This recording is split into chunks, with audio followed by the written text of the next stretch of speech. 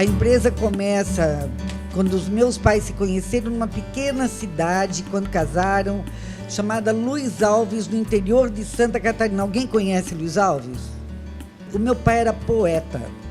Eu brincava com ele que ele era ótimo para fazer poesias e fazer filhos.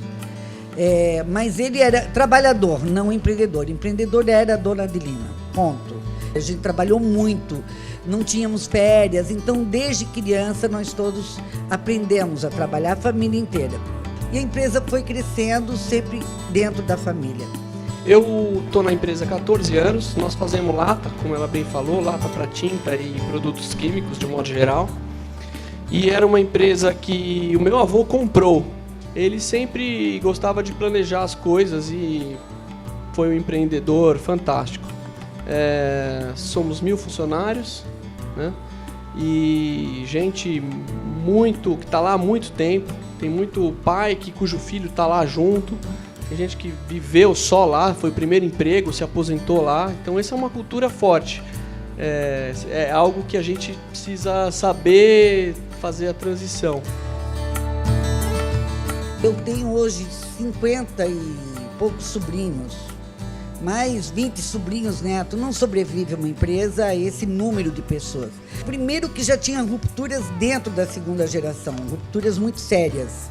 E começou a ter um assédio muito grande de muitos fundos, de bancos, durante muito tempo. Então eu recebia assim, todo mundo interessado, todo mundo querendo comprar, querendo vender, todo mundo muito interessado. Na Adelina dizem que quando você está no radar, vem todo mundo junto. A Denise é do mercado financeiro, porque ela me convidou um dia para um evento e eu fui e eu conheci o Alain Belda, que tem o fundo o Warburg Pincus aqui no Brasil, e através do Alain, então, a gente fez todo um processo que demorou 18 meses até a venda da empresa.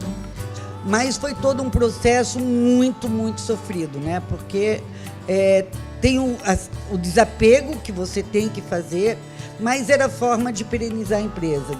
O meu avô, quando começou a ter Alzheimer, ele sempre foi muito ativo, muito hiperativo até, eu diria, mas muito democrático. Ele gostava de participar, ler pra caramba, mas eu não tinha maturidade para sugar dele o que ele podia me ensinar empresarialmente. Ele saiu da construtora na década de 70 e ele ficou com a Brasilata como principal negócio. E ele levou com ele já o sucessor.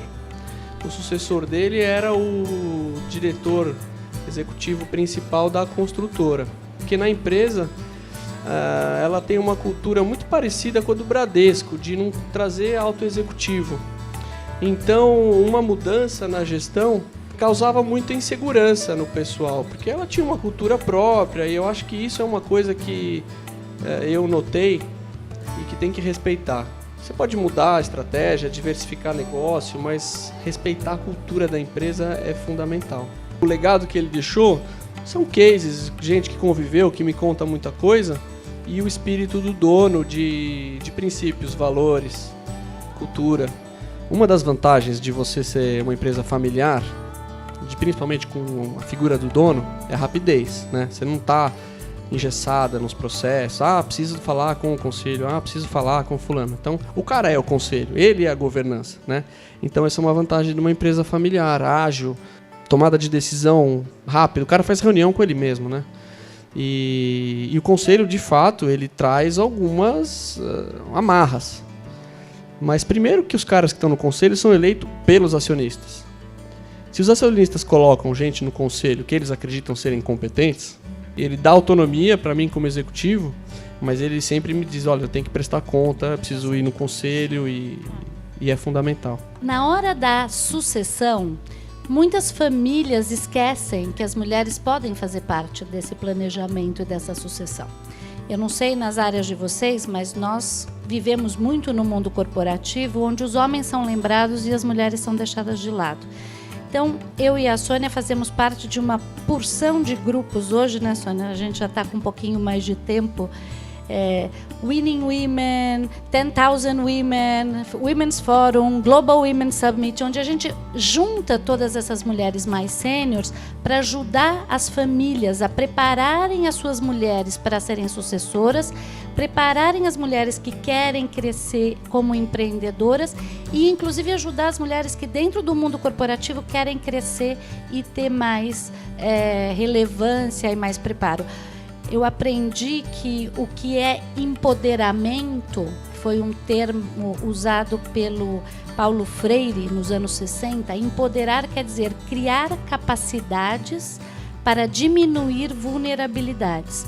Então, as mulheres, em geral, estão numa situação normalmente um pouco mais vulnerável na nossa sociedade e o que a gente faz nesses grupos é ajudá-las a criar mais capacidades, a se preparar, a estudar, para poder diminuir a sua vulnerabilidade. Nós formamos um grupo grande chamado Mulheres do Brasil, não sei se vocês já ouviram falar, mas é um grupo grande de mulheres executivas e empresárias que estão ajudando a mudar as leis no país e ajudar a educação e várias outras coisas. Então, eu peço às mulheres que tiverem interesse da plateia a se juntarem a esses movimentos, nós estamos aqui, e aos homens que olhem as suas famílias e as suas empresas com este viés de que se a gente não olhar as capacidades e ajudar as mulheres, a gente está perdendo 50% do poder que a gente tem na sociedade.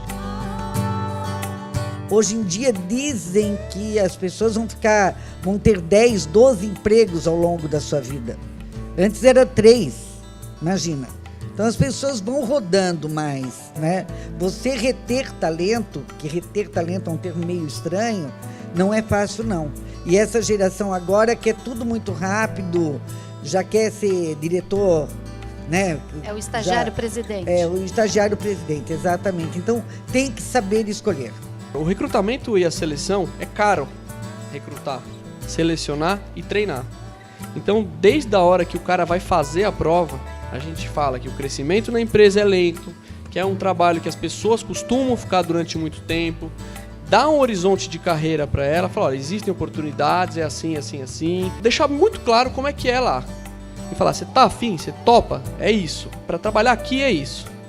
E ter um olho clínico de saber, olha, puta, esse cara, durante o processo seletivo, esse cara tem o perfil de trabalhar aqui. Ele está disposto, ele topa e combina com a nossa cultura, porque senão é um gasto brutal. Eu fui nos últimos 20 anos sócia de grandes consultorias multinacionais. A minha experiência toda foi contratar, reter, motivar e trabalhar com as gerações jovens.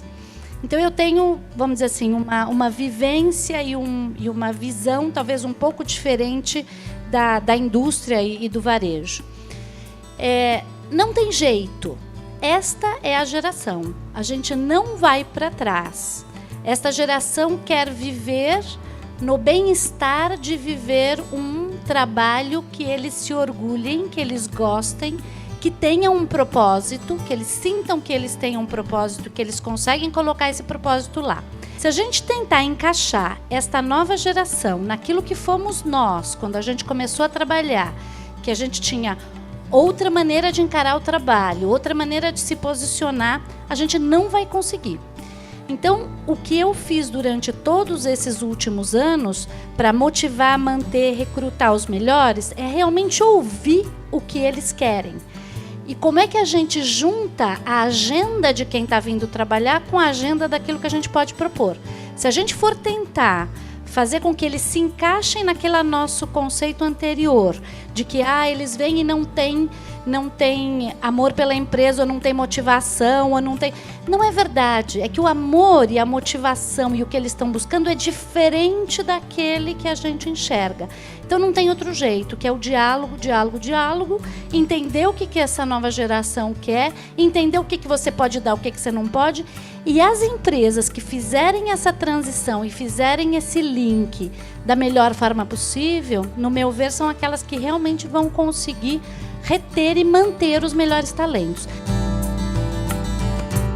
Quem trabalha com moda tem que inovar 4 vezes por ano. Se viaja para fora, tem sites hoje importantíssimos que custam bastante caro, mas que são extremamente importantes você estar atento, que vai te atualizando diariamente tudo que acontece no mundo, a inovação tecnológica, a inovação do atendimento, né? Porque de qualquer forma a gente está atendendo gente, né?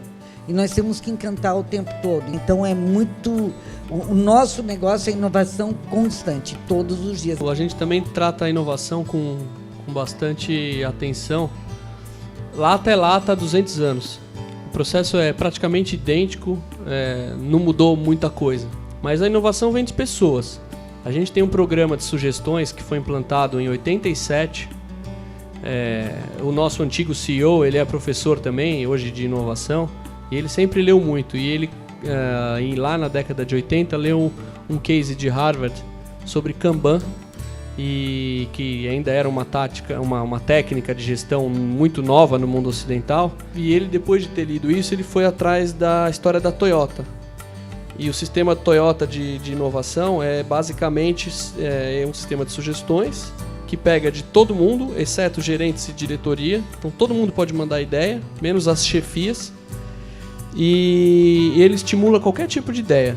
Ideias das mais simples, e é o que chega, é o grosso. As ideias são as mais simples, mas saem coisas geniais de lá. Mas as melhores ideias não são copiadas, são ideias pequenas, de processo, que o teu pessoal dá para melhorar o ambiente de trabalho dele. Lá, no nosso caso, por exemplo, toda vez que eu vou trocar, fazer a manutenção dessa máquina, eu tenho que fazer tal. Por que se eu fizesse isso, né? E o cara é muito simples, ele chama um engenheiro, chama alguém que fala, eu queria fazer isso porque se eu fizer isso, o meu setup da máquina vai ser muito menor, eu vou ganhar produtividade.